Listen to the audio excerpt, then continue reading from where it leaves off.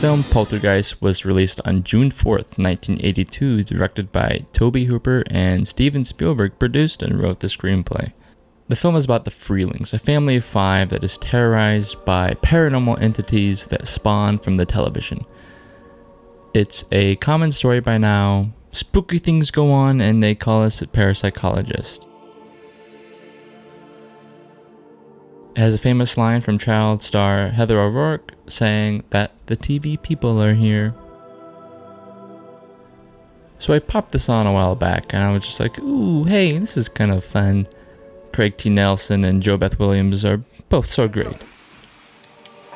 Ben. Ben. Really sorry. And it seemed pretty run-of-the-mill spooky horror stuff kind of thing. Ghost stacking chairs and sliding children around, pretty common stuff. I was giving it a pass because it was made back in '82, and I was going by maybe it was the trendsetter. The little old lady was odd and fun. And then this scene happened.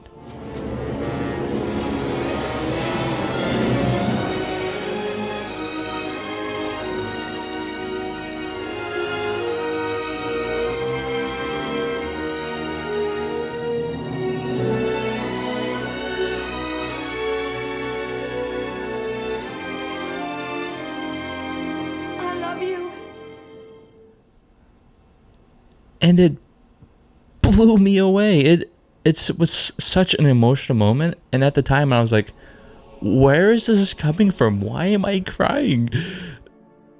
This is just some 80s horror camp. I don't get it. It took some time to process and some years to age. I watched the film a few more times, and I consider it to be one of my favorites ever, of any genre. I want to very quickly take you through the film Poltergeist and why this glorious scene broke me.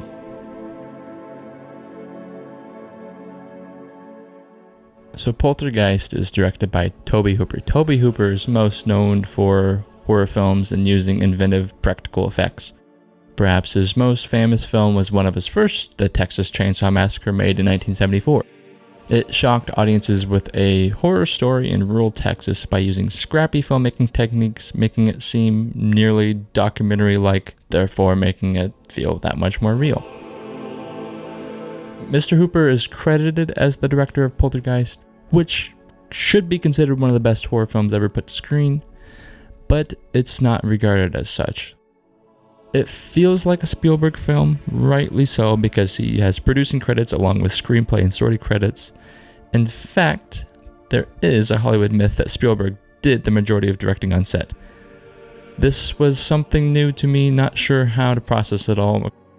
At the time, Universal's contract with Spielberg prevented him from making another movie as he prepared E.T. the Extraterrestrial, and yet he found himself on the set of Poltergeist, which was being helmed by Tobe Hooper. While Spielberg never quite came out and said he was the actual director of the movie, he made it clear that his involvement went even further than being the film's co-writer and producer. Tobe isn't a take charge sort of guy. If a question was asked and an answer wasn't immediately forthcoming, I'd jump in and say what we could do. Tobe would nod in agreement, and that kind of became the process of collaboration. There's no doubt the influence Spielberg has over the film, though. From the suburban setting, a fun set of charismatic family members, and the heavy use of fog and spotlights. But Hooper's touch can be seen in the design of the ghosts and all of the gooey, gory practical effects. Poltergeist is an effective filler, not so much because of the special effects, as because Hooper and Spielberg have tried to see the movie's strange events through the eyes of family members, instead of just standing back and letting the special effects overwhelm the cast along with the audience. Hooper and Spielberg hold our interest by observing the everyday rituals of this family so closely that, since the family seems real, the weird events take on a certain credibility by association. That was by the famous Roger Ebert, and I feel like I don't really need to explain much more why this film is so great. It's the family aspect of it. So this family, they go by the Freelings. They go by the name the Freelings. That is their last name. That is their given name. The parents are smoking a pot behind closed doors, but Dad goes in to calm down the kids during a thunderstorm. The performances feel so natural and real, there's no point where it feels staged. Even when the film gets campy, the acting is so spot on and natural, and the characters are likable and relatable even for today.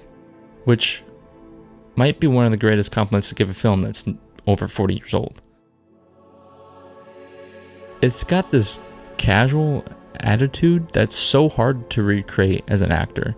We see families on screen all the time, but rarely do they feel tight-knit and bonded like the Freelings do. So huge kudos to the talent and on-screen and whoever the heck was directing them.